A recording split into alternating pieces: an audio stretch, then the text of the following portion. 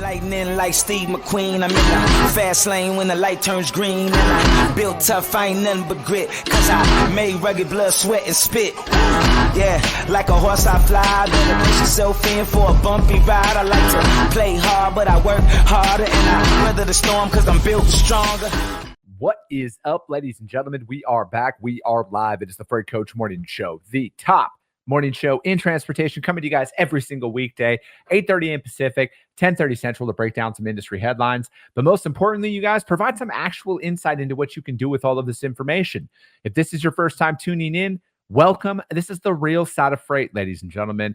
At the end of the day, you guys, I want to talk to individuals who have done what you're looking to do or who are currently doing what you're trying to achieve. So you can take all of this information, apply it, utilize it, and see a meaningful difference in your business and your life. I got a very special guest for you guys here today. I'm going to pull him up in like 30 seconds, but we're going to talk about email marketing, email sales, all of that stuff, because it's an emerging way. And I mean, it's just a new method out there. And, how do you get noticed out there when there's tens of thousands of people sending emails, not just from a business solicitation standpoint, but internal emails, and then, emails about literally everything.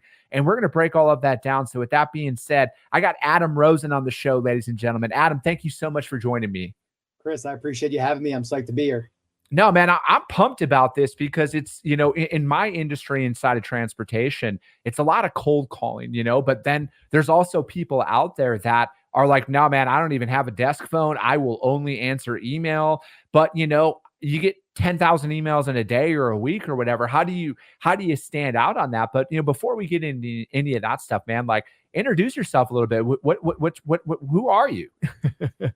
So, I've never held like a true corporate job. Right out of college, I started what ended up being my first company. I had it for about 5 years. I sold that company now back in 2019. And I always say, I always want to make sure I'm fully transparent with this. And Chris, we were kind of talking about this off air, is the journey of being an entrepreneur and how much sacrifice goes into it. And for me, although my company was acquired back in 2019, it was not some glamorous exit that we all dream of when we start a business. It was a lot of, blood, sweat, and tears that we put into it. We had an acquisition, learned a ton. But most importantly, it's led me to where I am today, because how we got just about all of our customers in that business. And a lot of them are big brands, like think Bank of America, Amazon, Apple, Goldman, all these big brands we got from cold emailing them. So I ended up starting my current company, email outreach company, now back in 2021.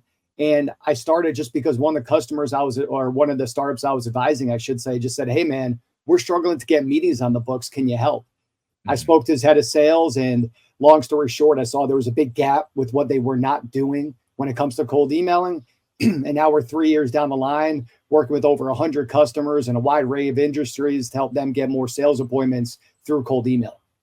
Dude, what I love the most about with kind of like what you're saying right there is you're selling a service, or you've worked in and you've accomplished what a lot of founders are out there trying to do, right? Because another thing we were talking about before we got before we went live was for me, I was in business for 5 months before I actually collected my first invoice, and then same thing with this podcast. I did it for 14 months essentially before I got my first advertiser and everything. So it's like there's so much output that goes into just getting that one yes. And then on top of that, you are, how do you stand out in a crowd, because it doesn't matter what industry you're in. I actually saw a really good post yesterday on social media, which is very rare these days, but it was probably the best I've ever seen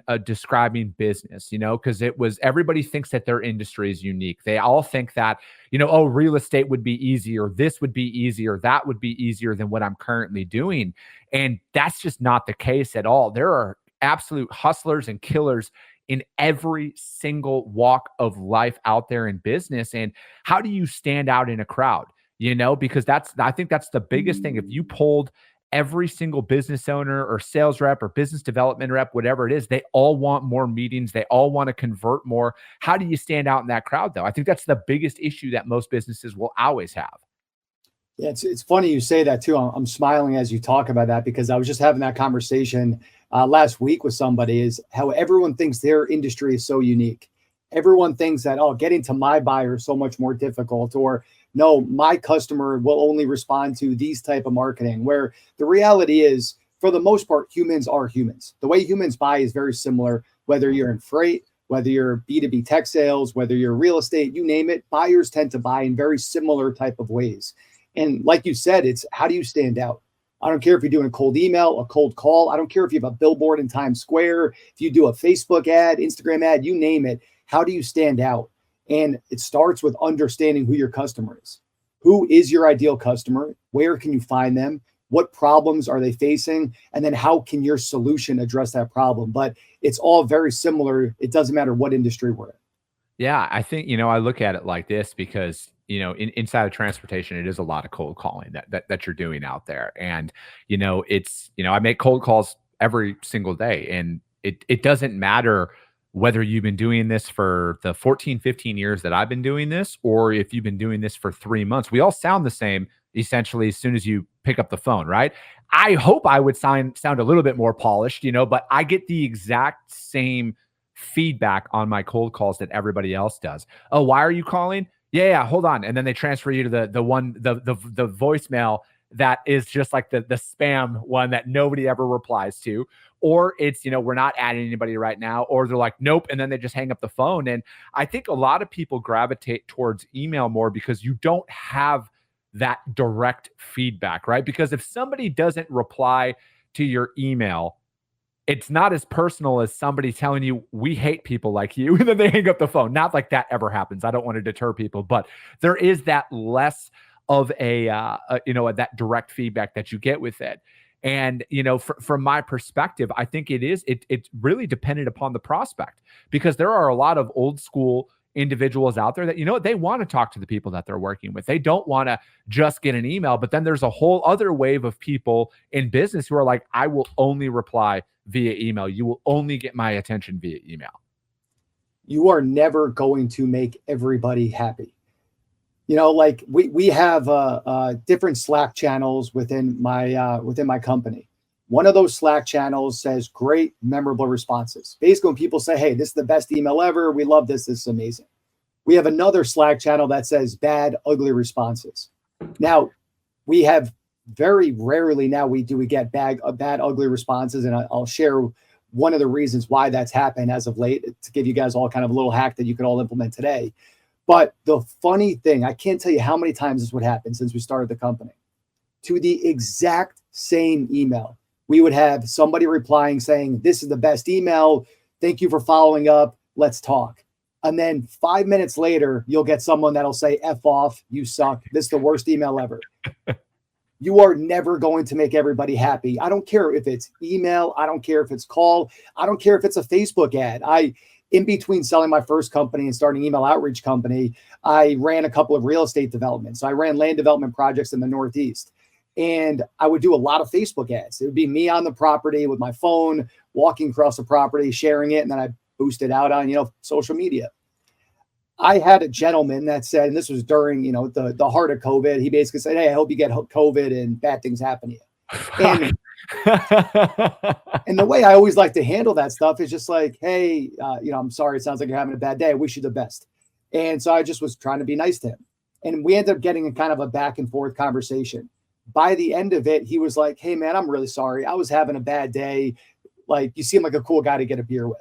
Yeah. Long story short, it's like you're never going to make everyone happy. And typically when people say things like, hey, you suck, worst phone call, worst email, I hate you, it very, very rarely has to do with you and usually has to do with them. So I always encourage people, do not take it personally. Take what you can learn from it so that your next email, your next call, your next ad is better. However, don't take these things personally because they rarely are a personal attack at you. Yeah, no, I mean, I think that's very, very sound advice because for the most part, that is true, right? I think we're always the sum of their prior engagements during that day. You never know. They might have just got lit up by their boss, about the exact thing that you're calling, like there's a bunch of stuff that could happen. But I also look at it like this. If somebody is truly like that, and I tell people this all the time, Adam, Would you want to work with somebody that is that much of an inherent asshole? If they're going to talk to you like that in the prospecting phase, imagine how they're going to treat you when they're paying you. It would only, I truly feel this. I don't think that there's that many assholes in the world, but I do think that if that's how they are, dude, it's going to be way worse when they start paying you. So it's like, I really think like, hey, you're probably dodging a bullet in these instances. 100%. I say this to my co-founder pretty regularly. It's just like, I have a no asshole policy. Like I don't want to work with everybody. If you're an asshole, I just don't want to work with you. I don't need your money bad enough. I don't want to help you. Like I just would rather, I wish you nothing but the best. I have nothing against you, but I don't really want to work with you. And and look, for some people, it's a little more difficult. Like, look, if you're not the founder, if you're just, if you're working for somebody else, it's obviously a little bit more difficult. So I empathize with people that have to deal with jerks.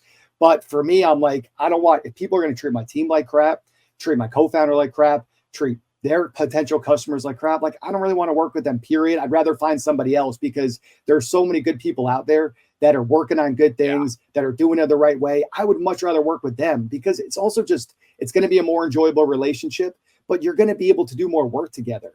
Like typically when people are jerks, all that happens is worse results lead to it. Why? Because there's less communication, there's less trust, there's less feedback, there's less opportunity to grow. Some of the best, smartest, wealthiest individuals I have ever met, I feel like every single one of them is such a, nice person, respectful, great listener. When things don't work out, they're not a jerk about it. Like there's always a way to handle things. And it's not like we have to be all sensitive if someone isn't nice to us. There's a difference between, hey, someone just being like tough. Like, look, I'm from New York. I like that New York kind of zip. There's a difference between being a jerk and being straightforward. And I agree. I like to work with people that are just good people and good to work with. So with that being said, man, what's a great first step for somebody from like an email sales outreach, right? Like, cause again, how do you really start to stand out and establish yourself? Because, everybody, everybody can comment that, people do business with people they like and yada, yada, yada. But how, that's the end result of quality outreach that leads you to that point, right? I think a lot of people are like, they put the final destination first and then they gauge everything on it. But there is a buildup. There is, you have to build relationships to get to that point. So it's like, what have you found in, across your experience of this, man, because you work with multiple industries, has there been like a couple of key things that were like, hey, from a first email outreach, this is always what we see leads to a higher success rate? So first, it's important to understand what's the goal of cold email. Cold email is just connecting person A to person B. That's the bottom line. Now, how do we connect person A to person B? For most of us, we're not going to make the sale through cold email. Sure, if you sell a $7 product, you can make sales through cold email. But for 99% of us, we're not making a sale through cold email. What we are selling is typically a phone call. So, hey, is this person worth 15 minutes of your time? That's number one, is understanding what's the goal of cold email. You're not making a sale. You just want to have the opportunity to meet them, connect with them, and then present your value. Now, what's more important than ever now is not that first email, is not that follow-up email, is not AI personalization, is not how you're going to respond. It's none of that, not a subject line. The number one most important thing right now is around your infrastructure. Mm-hmm. So what do I mean by infrastructure? As many of us know, there have been major changes in the cold email world for the last almost year. We've seen a lot of the Google and Yahoo restrictions that they put into place. The whole point of cold emailing is how do we get into the inbox?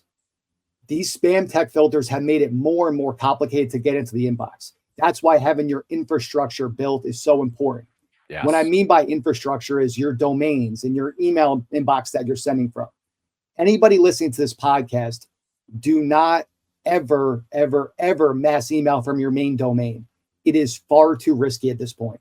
And when I say mass email, I mean sending more than 20 emails per inbox in a day. It's not about sending thousands of emails in a day. It's gotten so tight where you cannot send a lot of emails per inbox per day. If you do that, you're going to go into spam.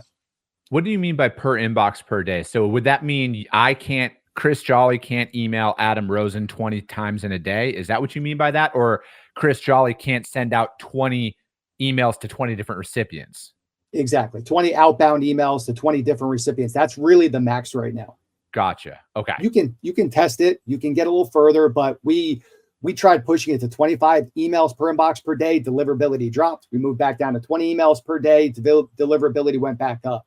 So what does that mean? That means in order to send thousands of emails in a day, you have to set up 50, 100, 150 email inboxes that you're sending from.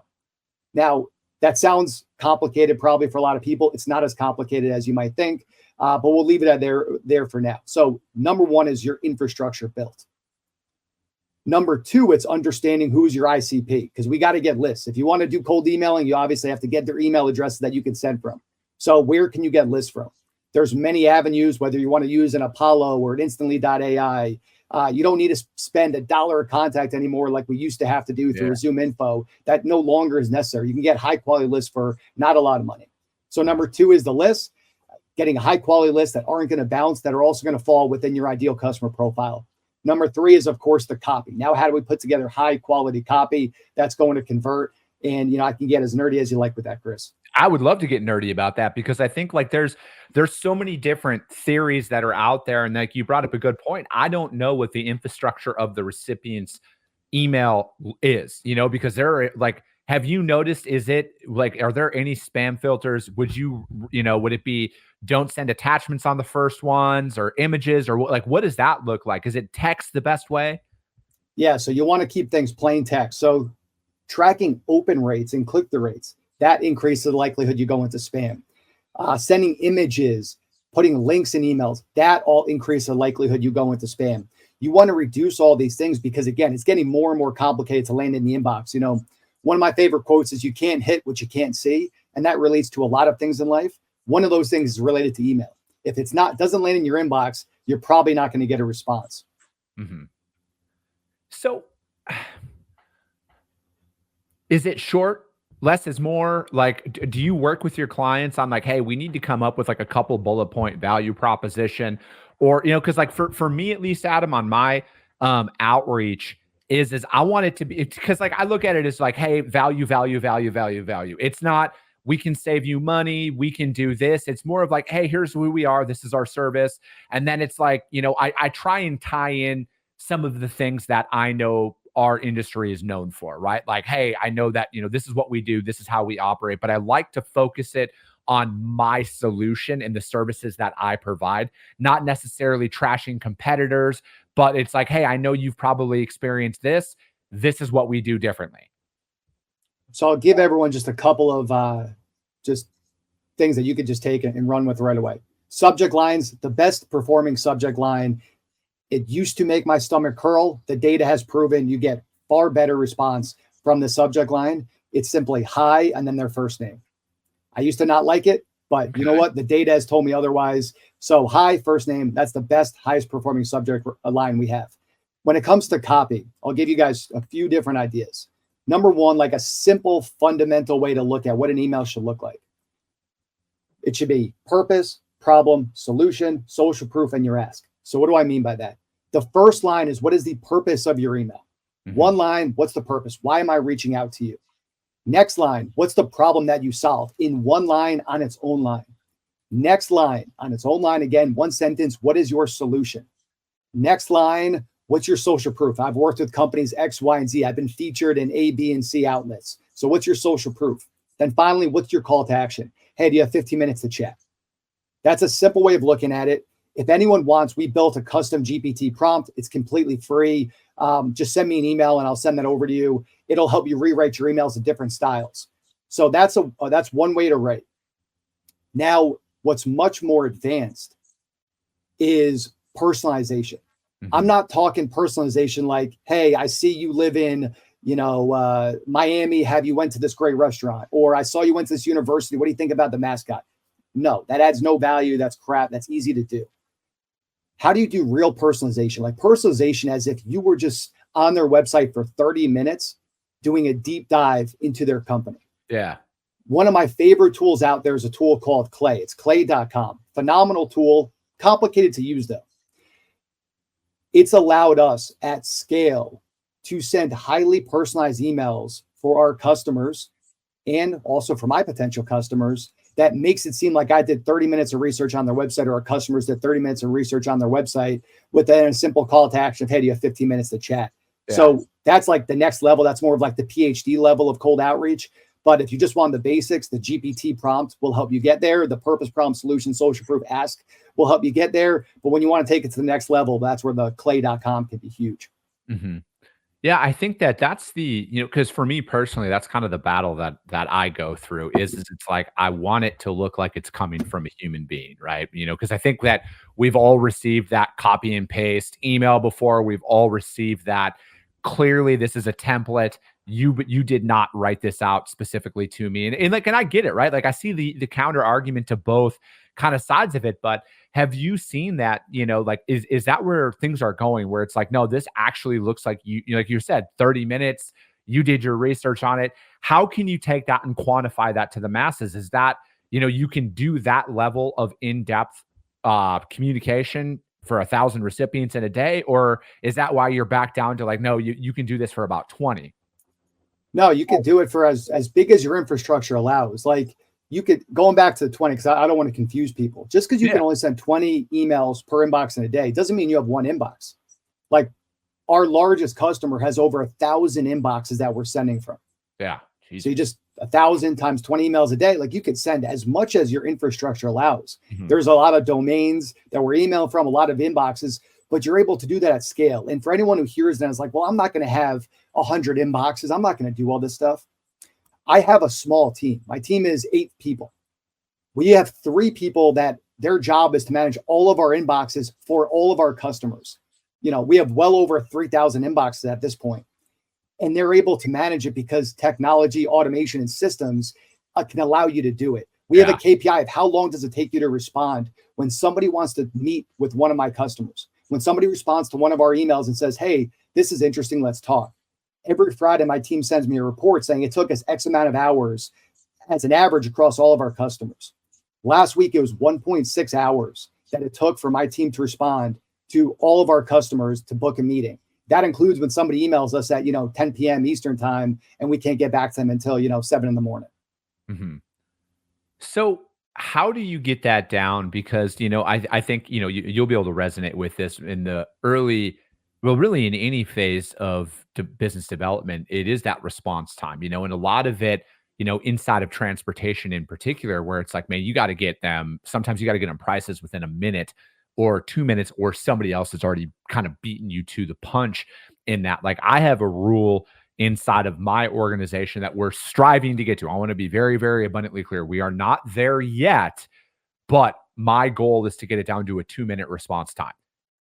That's where I want it to get down to. Any outreach that comes to us that's like an actual request from somebody we're working with or a prospect, I want 2 minutes. I want speed. I want to push that. Is that something that you see is attainable out there with some of the technologies that are currently available? Look, time is the killer of all deals. That's why it's so important to create some type of urgency, because the more people think, the less likely it is that they're going to buy, because a lot of times we'll overthink things and we'll convince ourselves out of doing something that maybe we should do. So you always want to be timely when it comes to sales, including responding to emails. So absolutely. Like, of course, it might require some scale challenges. Like, you might need to hire more people to get there. Yeah. But that should be the goal for all of us, is when we need something, or when somebody needs something from us, how do we get back to them as soon as possible and show that we're going to be good to work with? No, I get it. Lorena has a question. Is the 20 emails per inbox because it's a similar format? I usually send emails from my personal inbox, so outside of sales, we'll send other emails. Does this mean that it's not a good idea to send from my personal email address? It's a great question. So as long as it's not like a mass automated email, if it's to different recipients about totally different topics, you should be fine. If you're sending just back and forth emails, of course, with anyone within your organization, or to just people that have received emails from me before, that's not going to spark any new trigger. The reason why you want to limit it to 20 emails per day is because these are most likely going to inboxes that you have not reached out to before or have not interacted with you before, which is going to increase the likelihood they don't respond to you or don't open your email. And those are types of things that are going to set off the spam trigger. There's also something called spin tags. This including the GPT prompt for anyone that emails me. In the old days of cold email a year ago, we would send just about the same email to thousands of recipients, while swapping out their name. And that used to be okay. Now that's not good enough anymore. Google, Yahoo, these providers, they'll see when you're sending the same email over and over again. So this thing called spin tax, what it does is it randomizes different parts of your email. So every email looks slightly different. Something simple like it'll say, hi, Chris, to you, and it might say, hello, Joe, to the next person. And it might say, hey, Sam, to the person after that. So you have to do all these little things to stay out of spam and into the inbox. Dude, yeah, it is literally turning into a science, because I think that, as technology and as things evolve, that there's going to be a massive push on the recipient end to block out any solicitations that come in, because, on any given day, you can receive, some people might think 100 emails in a day is too much. And then some people might think 1,000 emails in a day is too much, or whatever that looks like. So it's all kind of completely dependent upon the recipient. But I think like as things kind of progress, you bring up AI and ChatGPT and a lot of this stuff that's out there. I think it's going to be more and more challenging for people to decipher what's real and what's not real. I think that with that being said, spam filters are only going to increase from there, and you're really going to need to have Adam, I wouldn't be surprised, and this might even be out there right now, if some organizations won't accept inbound emails unless you send them an outbound email or you receive an email from them first. That is happening. One of our most exciting meetings was with one of the leaders of cybersecurity at I'll just instead of saying the company name, I'll say a Fortune 10 company, because I don't want them to find out about this and then start changing things. A Fortune 10 company, their head of cybersecurity, one of our customers is a cybersecurity company. They booked a meeting from cold email. And we were really surprised in a way, because you're like, hey, this is a Fortune 10 company in cyber. You wouldn't think, to your point, Chris, that it would be able to get through to their actual inbox. So yes, organizations are doing that. And that's why it's a cat and mouse game. And look, it might be 20 emails per inbox per day today. It might be something totally different next week, because it's changing so rapidly. And my customers used to be all early stage companies. A lot of sub 10 employee companies would work with us. That's because a lot of the bigger companies, hey, they could get away with doing cold email on their own. Now, a lot of our customer base are just more mature companies. We're working with very smart people in sales and marketing, AI marketing, that are just basically like, hey, I'm waving the white flag. Just come help us. This stuff is too complicated. We don't want to stay up to date with everything that's going on. We just want to give you guys the keys, because it is so complicated. It's not going to stop today. There's going to be more and more changes that come in. No, and that's going to be something that we're going to have you back on to talk about, especially from a cyber standpoint. I think it'd be cool to have. So like the National NMFTA, they're a trade organization inside of transportation. They do a cybersecurity conference. They're really spearheading cybersecurity inside of transportation. I think it'd be cool to have, maybe we'll have you come on with them and we can talk about that to, from the phishing aspect, because that's just like the biggest issue that's out there. Identity theft is a massive problem inside of the transportation industry. And that's a conversation for another day, but I think that'd be cool to come on and talk about that, to try and really help some of these organizations with phishing, because dude, the amount of cyber attacks and data breaches that are going on across the world right now, it's only going to get more and more complex. And I think that really educating people from that standpoint is going to be a great, initial step forward on that. But Adam, I appreciate your time, man. These shows always go by quick, but I like to keep these at 30 minutes to keep people in and out so they can get back to work. How does anybody reach out to you to find out more about what you got going on, man? Yeah, my website's eocworks.com. And then if you want to email me, just adam@eocworks.com. Happy to answer any questions you guys might have about emailing. If you want that GPT prompt, again, email me. I'll send it to you. It's completely free.